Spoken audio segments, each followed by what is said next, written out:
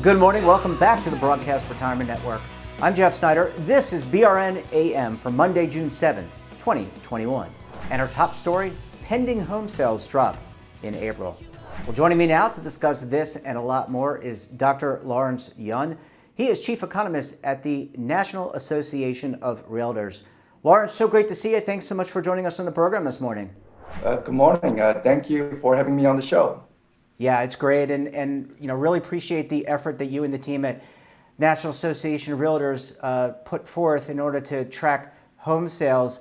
I guess my first question, and I think a lot of people watching, home sales, has the home market really bounced back as a result of the pandemic? I think back in, and I know you'll take us through this, but back in 2020, obviously a difficult time in so many ways for so many Americans. How has the housing market performed over the last 12 to 14 months? Back in March 2020, the early weeks and months of the pandemic, what a scare. The realtors across the country wondering, are we going to face another foreclosure crisis as we experienced about 13 years ago, with that fresh memory in mind. But what do you know? Once the economy reopened, not only did the sales recover, but it went way beyond the pre-pandemic home sales activity. So strong surge of sales, and with lack of inventory, it has kept pushing up the prices to a new high with each passing month. Yeah, and I mean, we talk about it all the time on this network, and I'm sure it's discussed in other places, and you see this, the ascension, and in some cases, in some parts of the country, just it's the trajectory is very steep. Are there areas of the U.S., when this index that's really forward-looking, is a broad-based index, but are there areas of the country, of the U.S., that have outperformed others? Well, that's a very good question, because in any given year, you see some markets doing much better compared to other markets. But this time around, it is quite incredible that this is a broad base, nearly every market across the country, even markets where people would not have considered to be attractive, is getting interest from buyers. It could be work from home phenomena, which means that why stay in those expensive cities of San Francisco or New York if one does not have to go to downtown every day? So either it's a nearby metro area, the outlying suburbs, or even rural community, all seeing very hot market. But to specifically address your question, if I had to pick a region or two where it is super, super hot, I would say it is in the mountain time zone area, whether it is Idaho, Utah, Arizona. The market is just super hot, where home prices are rising essentially 20% above 1 year ago. You mentioned, Dr. Yun, this work from home phenomena, which looks to be, in terms of going back to the office, people maybe doing it more of a hybrid. So it looks like it might be here to stay. We saw a lot of people relocate. In fact, I relocated from the New York area to Charlotte, North Carolina. Would you expect, just based on the pure numbers and the analysis you all are doing, that this will drive home sales in certain areas? The migration patterns before the pandemic was Northerners moving to Sunbelt states, just like your case of New York City to Charlotte, or say from New Jersey to Florida, or you see from people from, say, the Midwest going to Arizona or Texas. So that has been the trend before the pandemic. I think what has happened is simply it accelerated that trend. And now, people are considering with greater work from home flexibility. Remember, before the pandemic, it was only 5% of the workforce were working from home. During the lockdown, it was essentially about 40%, essentially the office workers who are able to work from home. Now it has come down a bit, but stabilizing at about quarter, 25%. So it's not going back down to 5%. Now, many companies, I think, will struggle about what is the right balance maybe some type of hybrid model, meaning come to work 2 or 3 days a week, but other time work from home. So commuting becomes less important. And if that is the case, I think people will move away from downtown office centers into more distant locations. And for some people who are fortunate to be completely free agent, work from anywhere, I think they will seek out, say, many areas where there is zero state income tax, like Florida, Nevada, Tennessee, where they're getting strong interest. Yeah. Yeah, it's going to be interesting to watch. I mean, it's almost like watching, if you're a student of history, watching the migration out west, during the 1800s. So it's going to be interesting to see how all this impacts work and real estate and everything else within our economy. Last question for this segment, Doctor. Mortgage rates. We've seen mortgage rates at all-time lows. In fact, we've been talking to folks at Market Watch and the Motley Fool about the consecutive months or weeks that the mortgage rates have been historically low. We've seen that kind of creep up a little bit, but what role have those rates played in terms of home sales? Always, mortgage rates are the lifeblood of the real estate. So when mortgage rate goes down, sales rises, and vice versa when mortgage rate goes up. So back in the late autumn, winter months, mortgage rate hit all-time low in America, 2.7% and a 30-year fixed rate mortgage. That's the average rate. Naturally, people with better credit history gets lower lower interest rates.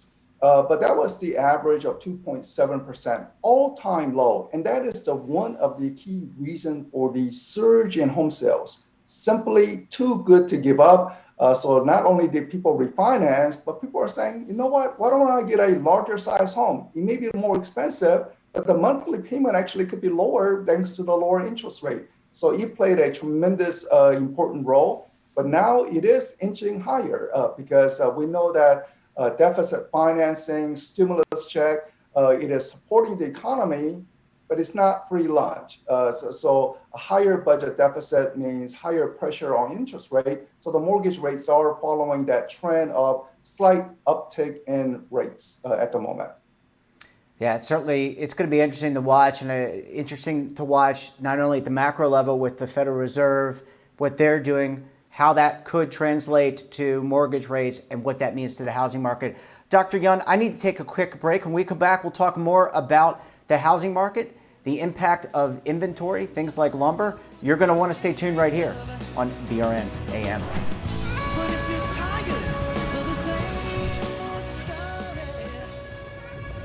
Imagine a new television network that will make you richer, healthier, and in control of your financial future.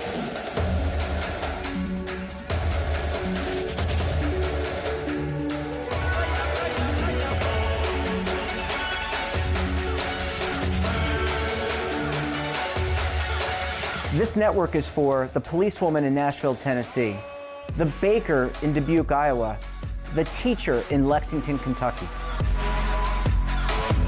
We want to make the idea of savings and retirement culturally relevant. But what do you see as a defining issue of the midterms, especially for the smaller businesses? I mean, they are the lifeblood of the American economy.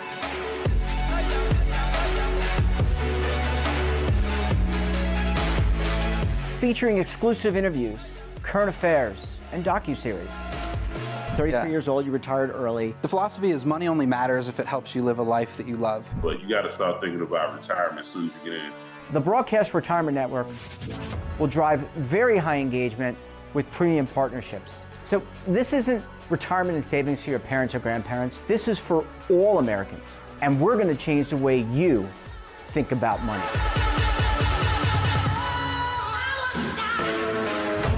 Welcome to the next frontier of retirement and savings. This is BRN, the Broadcast Retirement Network.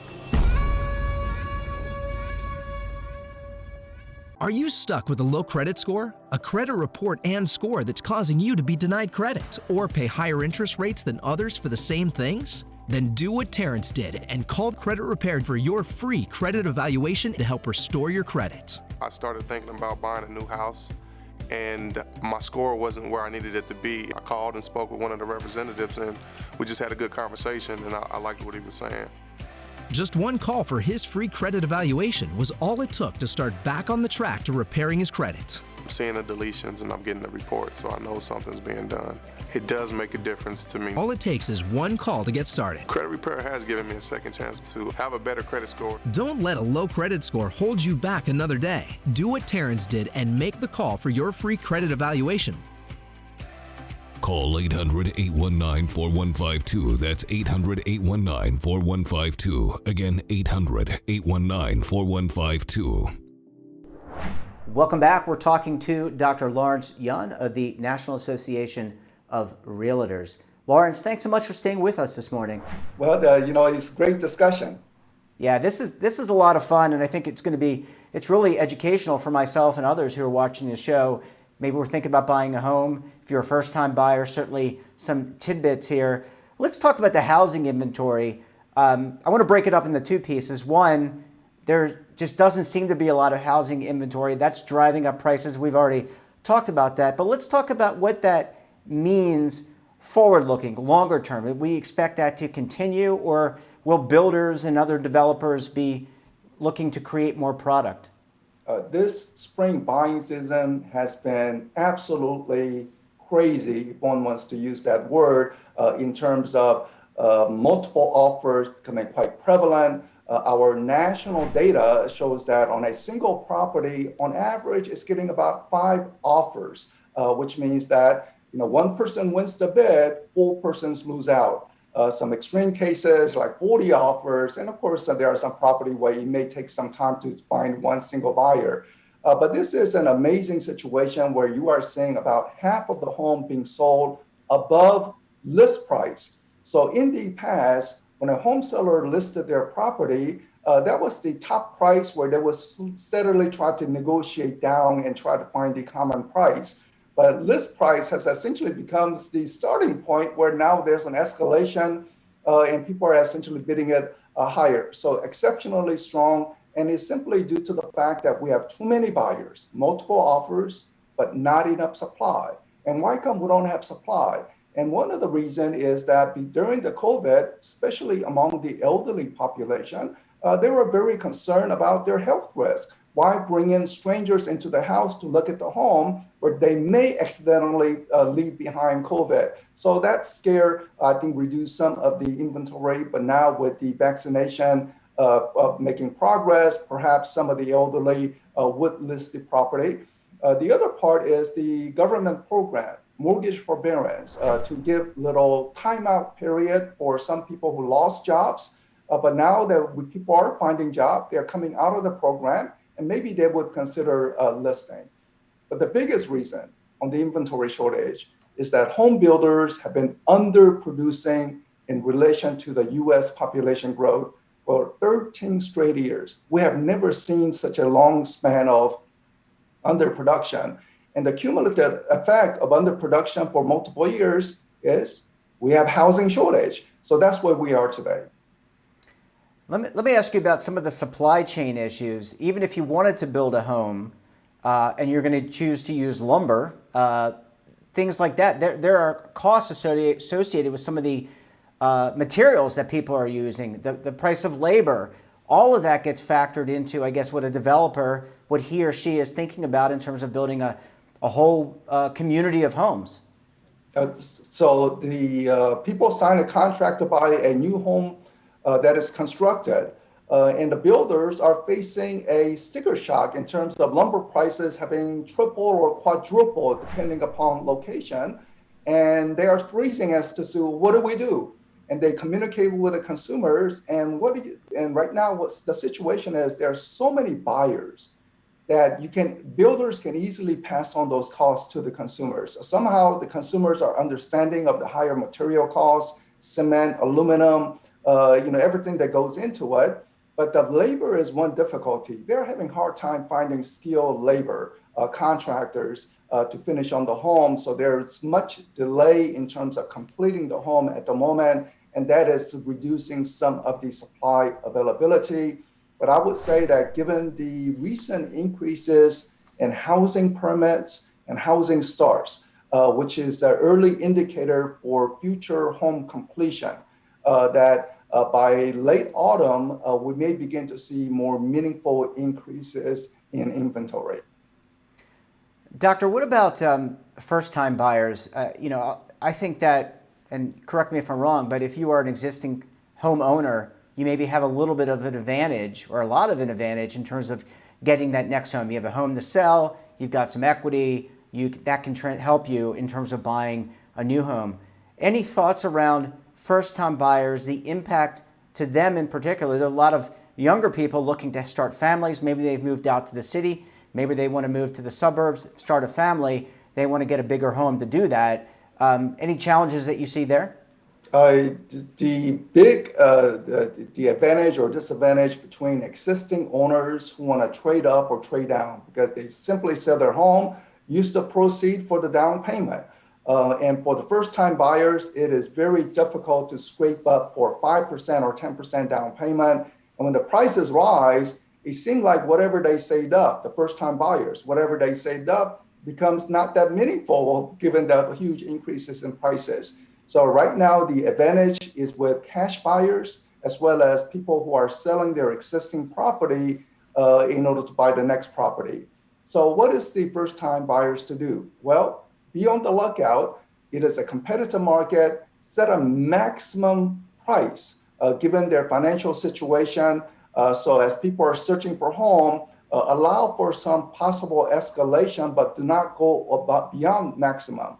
Now, if that is not possible, I would say for people with work from home flexibility, consider the next county. It could be much more affordable.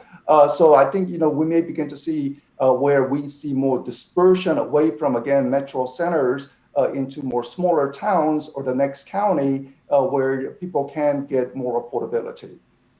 Yeah. Last question, Dr. Yun.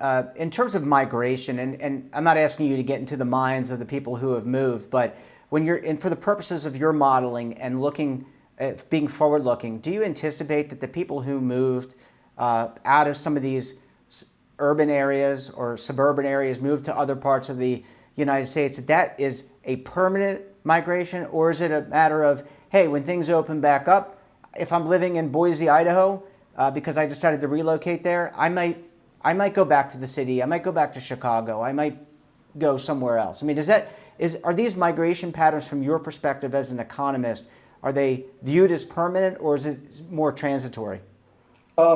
In my view, I think we are seeing a new economy with more people able to work from home. 5% of the workforce before the pandemic worked from home.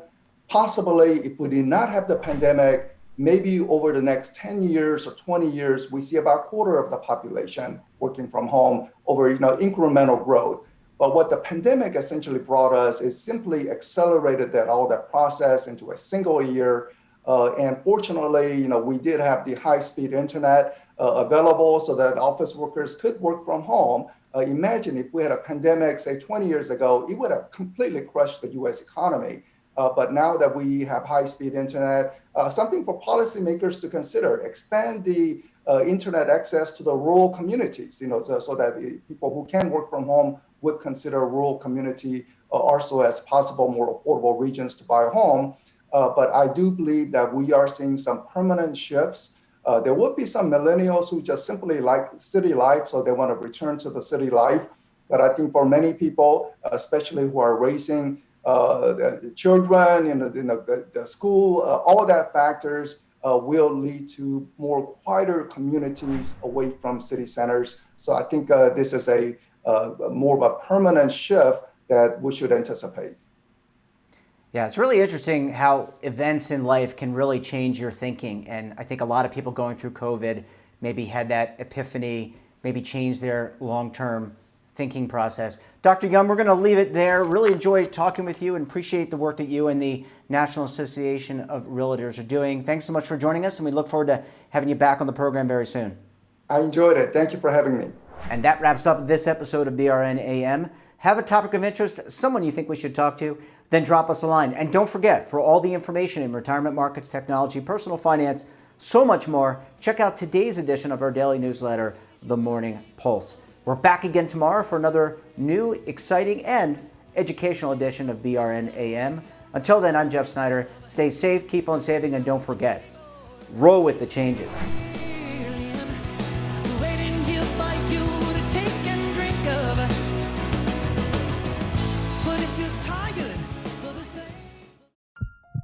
Are you being audited and do you owe the IRS $10,000 or more in back taxes? Is the IRS threatening to take more of your money? Don't fight the IRS alone. The Tax Doctor is here to help you negotiate your tax bill and reduce your stress. The IRS can freeze your assets and seize your bank accounts, but you can stop these IRS actions.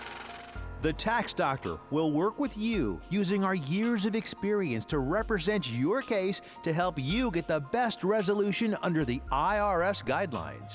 Help is here to deal with the IRS to reduce your stress. We've handled thousands of cases, so we know what we're doing. If you owe $10,000 or more in back taxes, do not call the IRS alone. Call a Tax Doctor now for a tax emergency analysis. Call 800-224-6439.